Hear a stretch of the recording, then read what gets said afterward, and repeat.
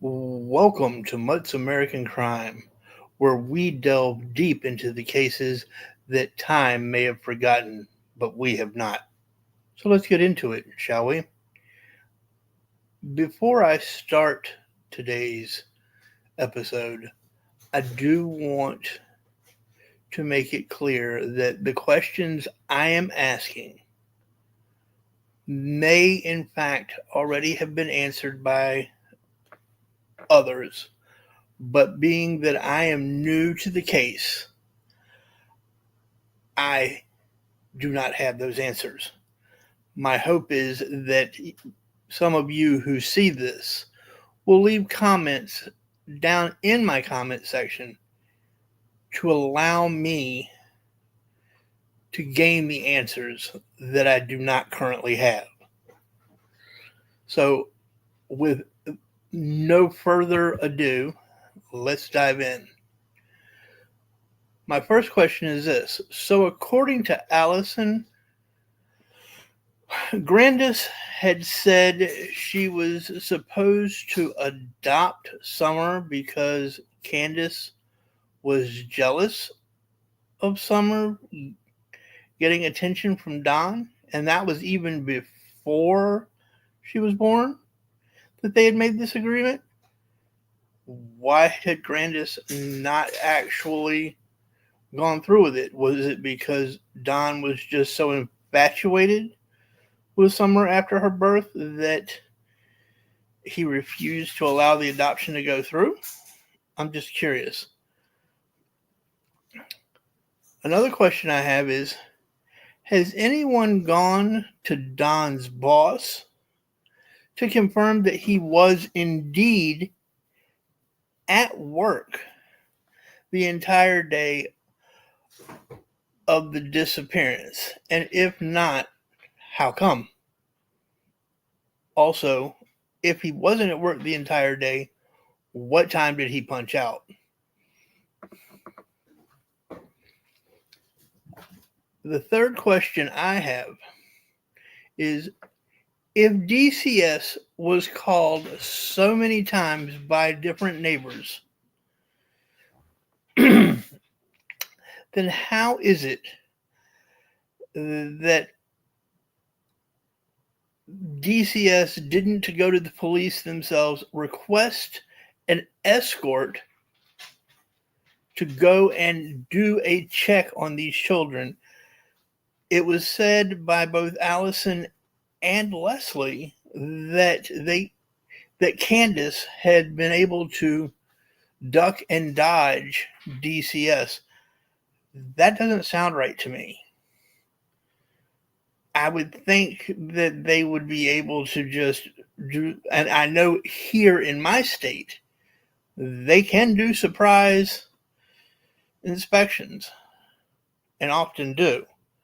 So something doesn't seem right to me on that point, that they were able to be so elusive with DCS. If anybody knows the answer to that, please, by all means, help me clarify that one. Another question is, why, in the sleeping photo of Summer in the back seat, was Summer not in an actual booster seat as required by Tennessee state law that anyone under 4'9" or 8 years old must ride in a booster seat?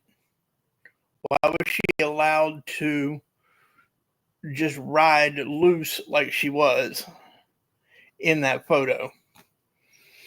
I have my opinions of that photo. I am currently doing some investigating as far as some questions that others have had about that photo.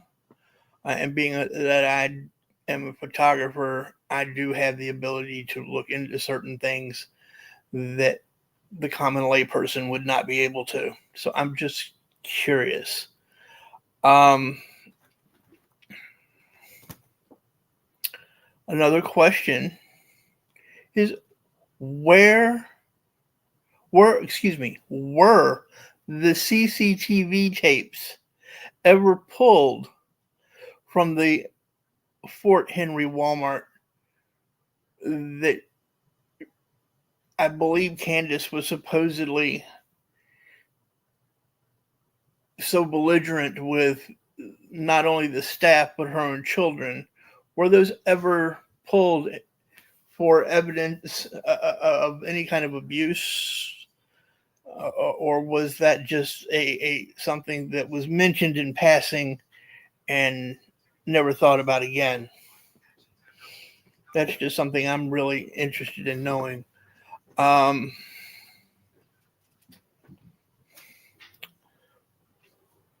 The only one that am I the only one that finds it odd that when, according to Alison, Candace was very specific with the details of what happened once they got home from swimming, quote unquote. I mean, she even included the fact that Grandis had given Summer a piece of candy after Summer had asked for it.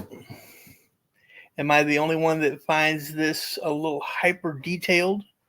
I mean, the more details you add to something, the more it doesn't sound like it's real. That's just me. Maybe that's just me. I don't know. But am I the only one that finds that odd?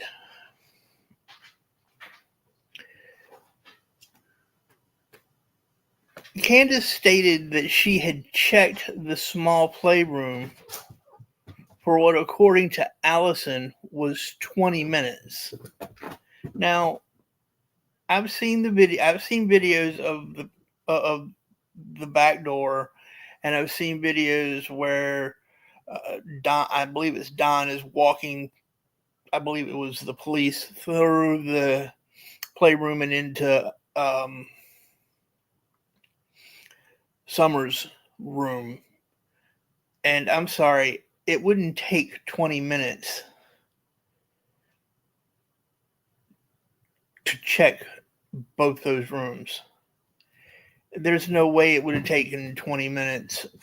Most playrooms just have the toys in them. So at most, Candace would check a closet if there was one in there. There wouldn't be a bed for her to hide under. There wouldn't be a bed for there wouldn't be something that Summer could have hidden inside of, I wouldn't imagine. Now, if I'm wrong about that, please, by all means, correct me. And I can't imagine it taking 20 minutes to check her bedroom.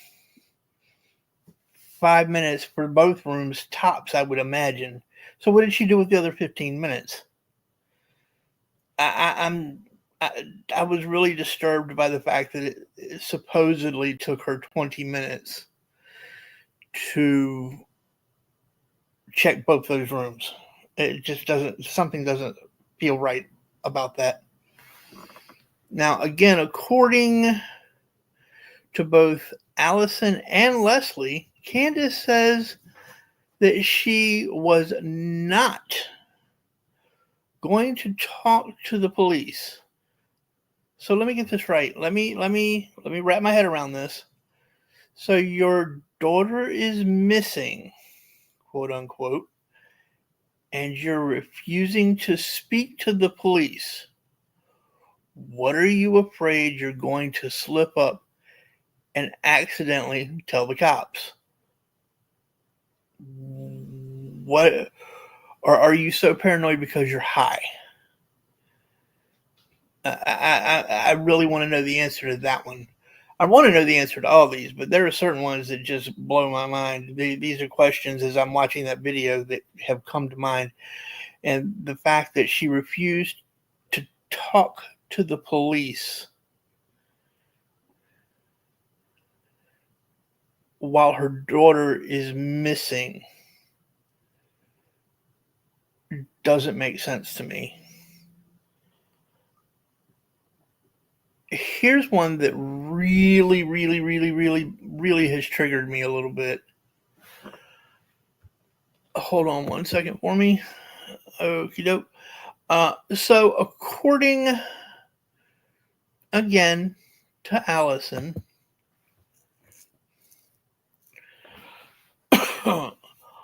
On the anniversary of Rosemarie, Alison's sister's birth and her disappearance, Candace drunkenly tells Alison she had killed Rosemarie. Okay? I'm sorry, but if you make a bold statement like, oh, well, I killed the bitch, which is what she allegedly said, I'm going to the cops. Bottom line. And I don't trust the police, but if you tell me that you killed somebody, yeah, that's not something I'm going to play with. Has anyone looked into this being a possibility? Is another question I have. Was she in Wisconsin at the time of her sister's disappearance? Remember, folks, this is a saying that I grew up with, and some of you may have heard of it as well. From a drunk mouth comes a sober truth. In other words, as drunk as Candace was, she very easily could have just let it slip out that, yes, she was jealous of her sister, just like she was jealous of her daughter, or they had had some sort of falling out, and she could have. I'm not saying she did. I don't have the proof. But since she's said it, has anybody looked into this and been able to disprove that statement to some degree? Has anybody talked to Rosemarie's husband, now ex-husband, Christopher, in regards to this? Another question I have. So Alison brings up a good question. Why was Candace continuing to contact Hunter after he had talked to the TBI? Why did she mention to him she had failed the polygraph? Is she trying to intimidate the 15-year-old boy? Was she afraid she was going to get into even more trouble because she had bought him alcohol? Why was she buying him alcohol? There's another question I had. Why was she buying a 15-year-old boy? She went in and allegedly only bought one twisted tea and they shared it.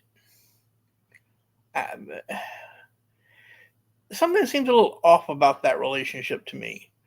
Now, I understand, 15-year-old boys are going to, if they get it, I was a 15-year-old boy once myself, and yeah, if I had the opportunity to hang with an adult and they were going to let me, split an adult beverage, yeah, I probably would have taken advantage of it. I'm not a big drinker, folks, but at 15, yeah, if I'd have thought it would have made me look cool, then maybe. So I get Hunter's viewpoint. I don't understand why Candace would do that. It almost seems to me like there's more than a quote unquote mother son relationship there. Now, I understand Candace is not his mother, but the way that they talk about it, Alison saw Candace's kids like her own, and I'm assuming vice versa was the case. So that's a possibility. I do understand that, but something just doesn't feel right in that regard. If I'm wrong about that, somebody please down in the comments let me know, because I am curious. So according to Hunter, there is a guy named Andy or Andrew or Anthony that Don calls Candace to tell her he is on the property, and this guy is supposedly wanting to mess, quote unquote, mess with the little kids. But yet Don supposedly has the boys with him at work. Had he come home and gotten off work and gone straight to the house with the boys and saw this guy? How does he know, if he's supposed to be at work, how does he know that there's somebody there? Okay, that's a question that I have. So was he home when Candace and Grandis and Summer arrived at the house?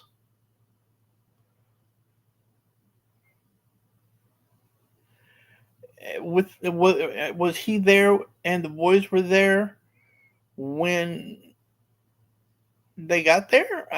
Obviously, at some point he had come home, so he didn't work a full day, or he didn't go to work at all that day, or somebody's lying somewhere about something. There's just something not right there. I need some clarification on that. If anybody who watches this either now or in the future can clarify that for me, I'd greatly appreciate it. Another question, and this will be the last question, although I will share some of my opinions afterwards. Did Candace buy Hunter the Twisted Tea? And if so, for what purpose? Or did Hunter ask her to buy it for him, but said Candace just did it for her own, on her own accord? Excuse me. In other words, I guess what I'm trying to figure out there was Hunter trying to make more of the situation than it actually was? Young boys embellish things. I'm not saying he was intentionally lying, but young boys do embellish things. Did it make him feel more important to be able to add another fact to the case, even though it may not have been a one that would have led to anything? I'm not quite sure how I feel about that particular question, but it bared asking. Now, do I think that Summer was alive when Candace dropped Hunter off back at the house? Yeah, I do. I think that's a very real possibility. But I do think that something between leaving her house and going home, something else happened. I have looked at the picture and I am continuing to look at the picture, and there are some questions I do have. And as I said, I will be addressing those at another time after I've had the opportunity to really delve into getting a really good look at the picture, just out of for my own satisfaction, I guess is what I'm trying to say. There's just something that's not right about that picture. Lucky Melinda, how are you? Good.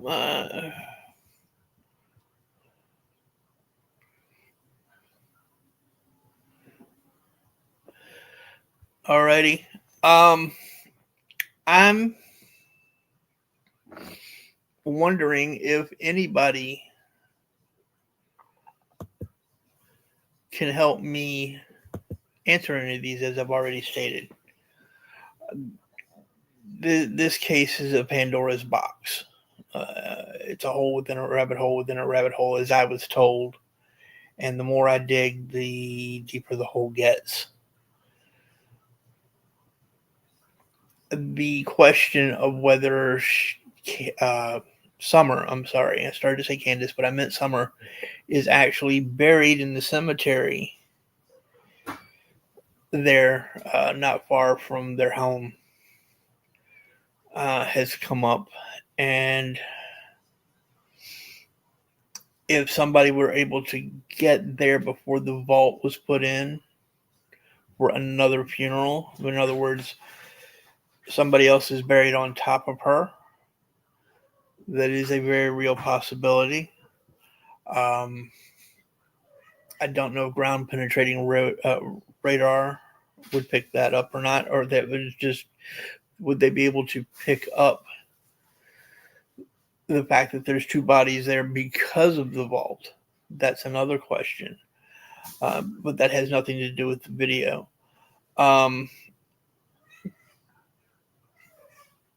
The reason that I did this entire video or this live stream is because the comment that Candace made about, I don't know what she said, this to her mother on the anniversary of her sister's death. I don't know why you're crying about her. And Alison says something to the effect of, you know what day this is? And Candace says something to the effect of, oh, that bitch, you're never going to find her. She's dead. And then Alison asks her, well, how do you know that? And Candace chimes in with, because I killed the bitch. Why would she call her sister a bitch? Is she so jealous ridden that she can't stand somebody else getting even a minuscule amount of attention? Is she that jealous?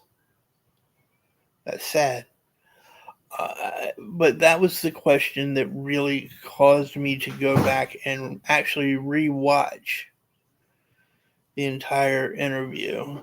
And that's where these questions came up.